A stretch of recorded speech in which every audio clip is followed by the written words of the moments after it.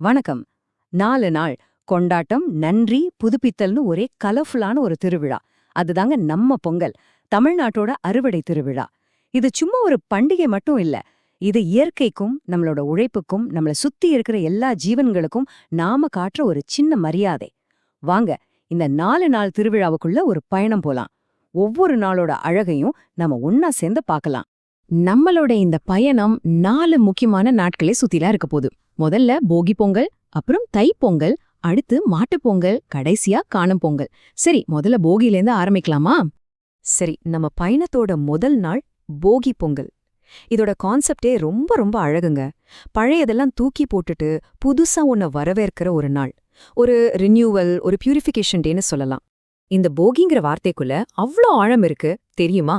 இது சும்மா வீட்ல இருக்கிற பழைய சாமான தூக்கி எறியறது மட்டும் இல்ல. போன வருஷத்தோட கவலை, கஷ்டம்னு நம்ம மனசுல இருக்கிற பாரத்தையும் இறக்கி வச்சுட்டு ஒரு ஃப்ரெஷ் ஸ்டார்ட்க்கு ரெடி ஆகுறது தான் போகி. அதாவது உடம்பையும் மனசையும் ஒரு சேர சுத்தப்படுத்துற ஒரு விஷயம். போகியோட சடங்குகள் எல்லாமே ஒரு அழகான கோர்வையா இருக்கும்.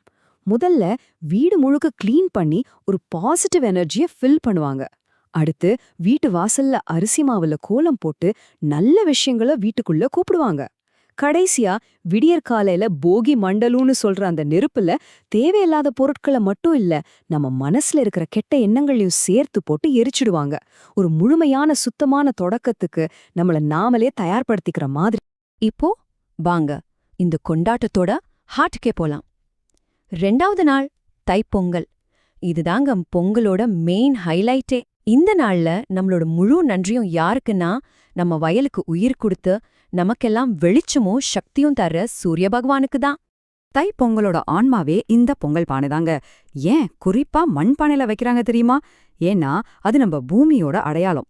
அந்த பானையில பொங்கல் வைக்கும்போது இந்த வருஷம் முழுக்க நம்ம வாழ்க்கையில சந்தோஷமும் செழிப்பும் இதே மாதிரி பொங்கி வழியணும்னு மனசார வேண்டிக்கிறோம். பொங்கல் வைக்கிறது ஒரு தனி கலைங்க.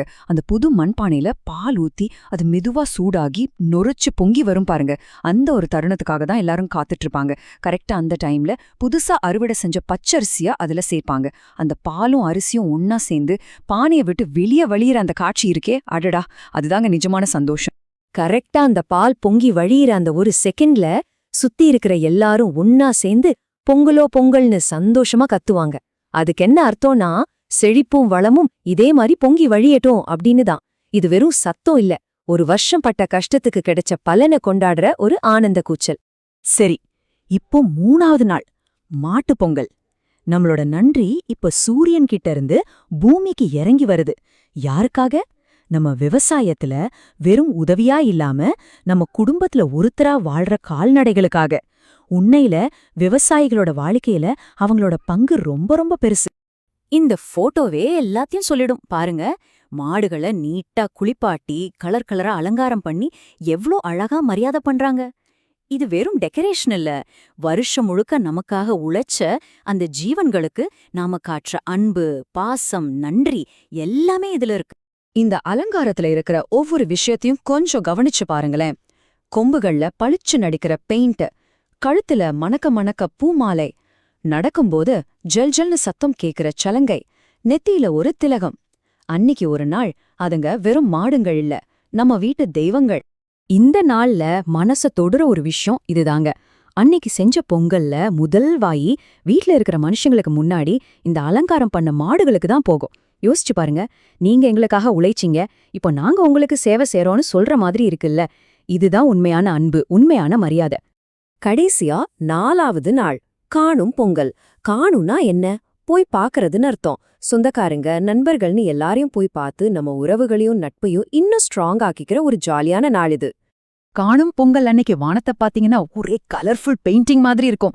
அங்க பறக்குற ஒவ்வொரு பட்டமும் ஒரு விவசாயியோட கனவு, ஒரு குழந்தையோட சிரிப்பு, ஒரு குடும்பத்தோட சந்தோஷம். நம்ம நம்பிக்கைகளை எல்லாம் சுமந்துகிட்டு புது வருஷத்துக்கான ஒரு உற்சாகத்தை அதுங்க பறைசாற்றும். இந்த நாள்ல வீடெல்லாம் காலியா இருக்கும், ஆனா பார்க், பீச்னு பொது இடமெல்லாம் திருவிழா மாதிரி கூட்டமா இருக்கும்.